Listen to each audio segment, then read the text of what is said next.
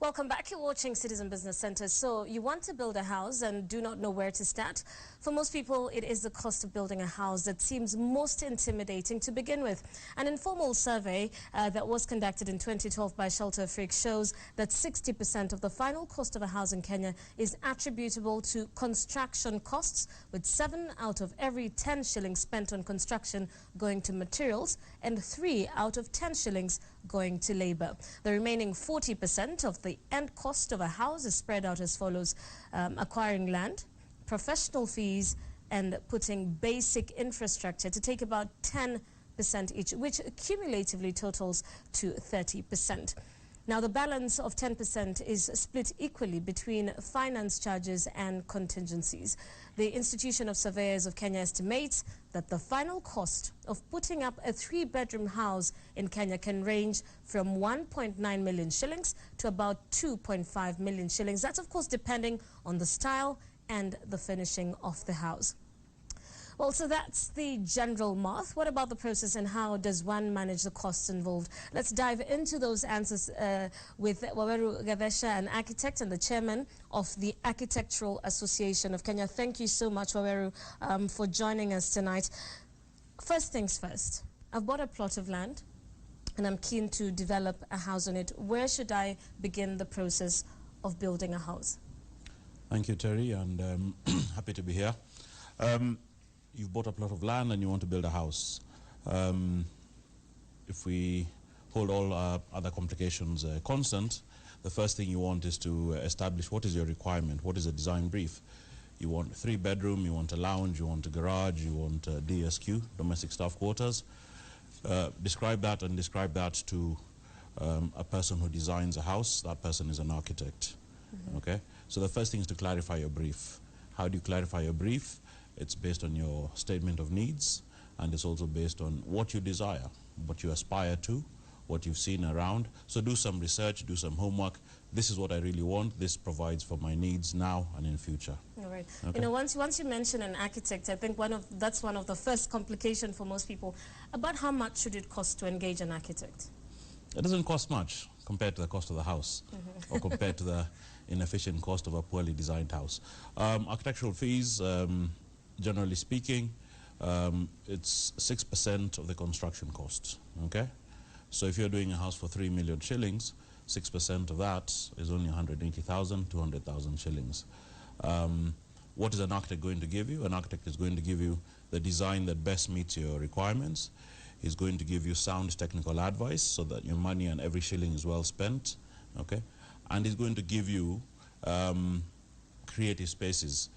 Architects are creative people. They're designed to produce solutions to problems of space. That is why you go to school and you spend 6 years at architecture school. The counterpoint is you could do it without an architect, do it without a professional. You may end up with something. It won't be the most efficient or best use of your money. So we've talked about architects, but what other professionals am I going to deal with when I'm building a house? You'll definitely require an architect. You'll require a structural engineer. A structural engineer does your beams, your columns, your slabs, okay? Structural civil engineer, they may also do your roads, your drains, and so on and so forth.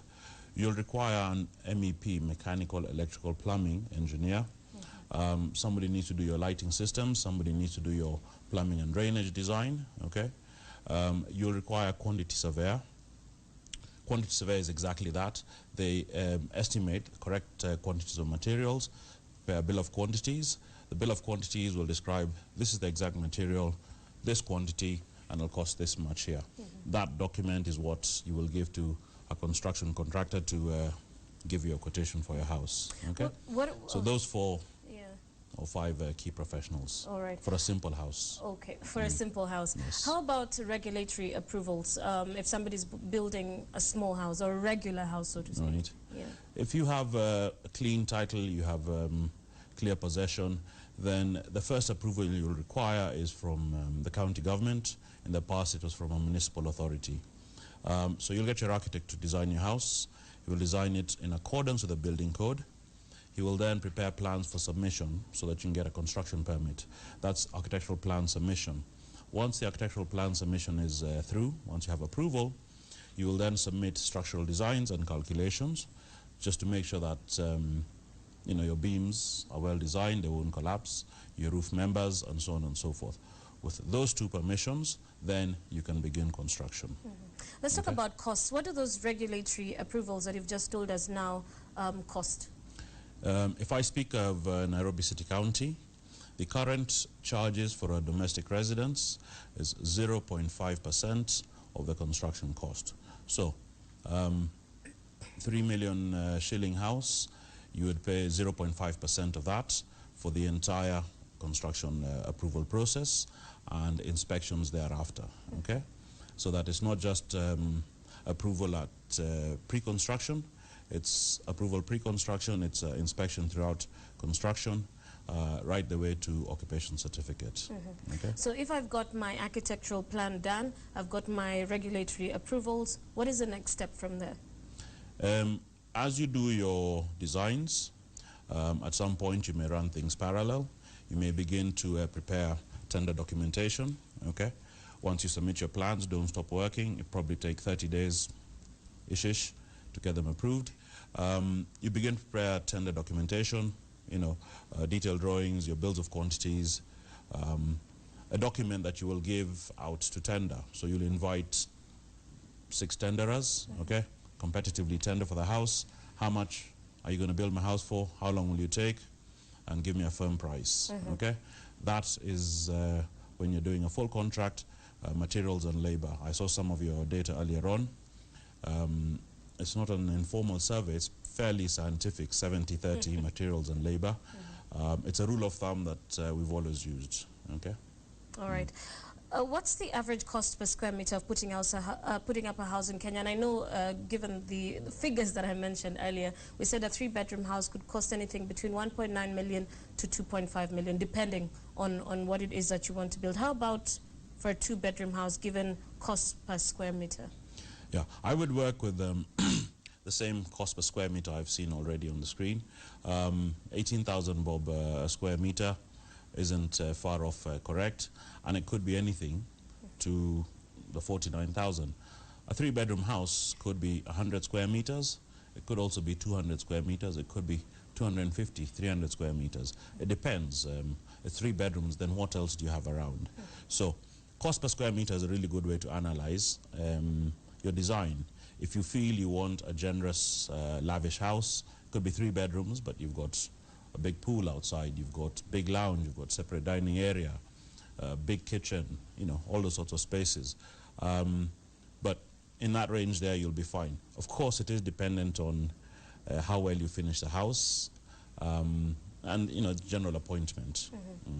Tell us about supervision. Most people who are building a house are definitely spending most of their time somewhere else, perhaps trying to find the money to make sure that house is completed. Who should supervise the building, the construction of that building? I think in anything building, design, supervision, anything involved in the building process, the most important thing is to go for competent persons. Now, I'm not blowing a trumpet for architects. I'm just saying that if you're a layman, you have little chance of knowing what should be done when, how it should be done, to what standard, at what cost, okay? So, ideally, the same people who designed your house should supervise its construction, okay? That's a system we operate in Kenya. Of course, you may get me to design your house and then go and get another architect to design your house. That is all fair. What you need is competence, okay? Competence in your consultants, competence in the people on site, competence in the construction contractor. That's why we have National Construction Authority, and that's why they're registering contractors. You want competence across the board, okay? Of course, honesty and all the other good things that go with that, but competence is very important. Qualified architect, engineer, quantity surveyor. You know, if you're doing landscaping works, then get a landscape designer. You want competence. That's the best assurance for quality. If you don't do that and you cut corners, you know, they say if you pay peanuts, you get monkeys.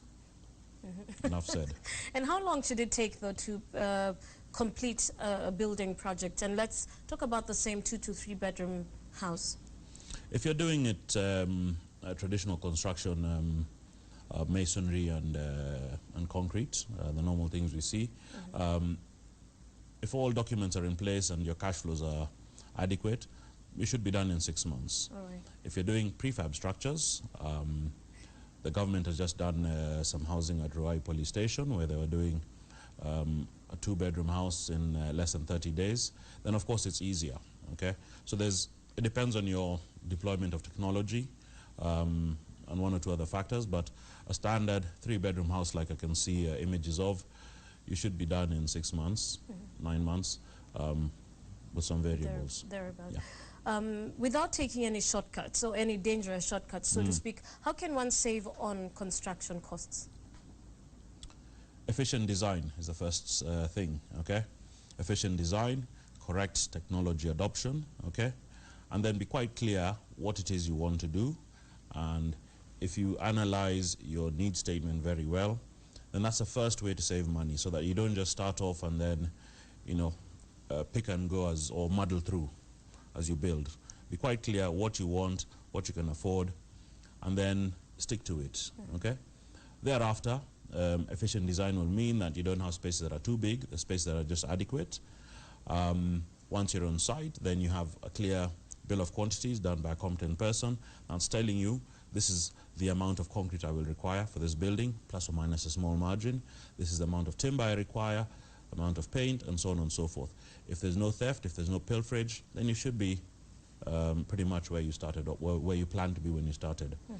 If you don't do that, and you decide, you know, you're a jack of all trades and you pretty much know everything about sand and ballast and everything, then there'll be some losses, definitely. All right. Okay. As we wind up, is it prudent to borrow for a construction project? It depends. If you're borrowing money today at 18% and you're not going to make it, it's not a commercial project, then maybe that's fairly expensive money. But yes, people borrow all the time. It's really a question of how you're paying back.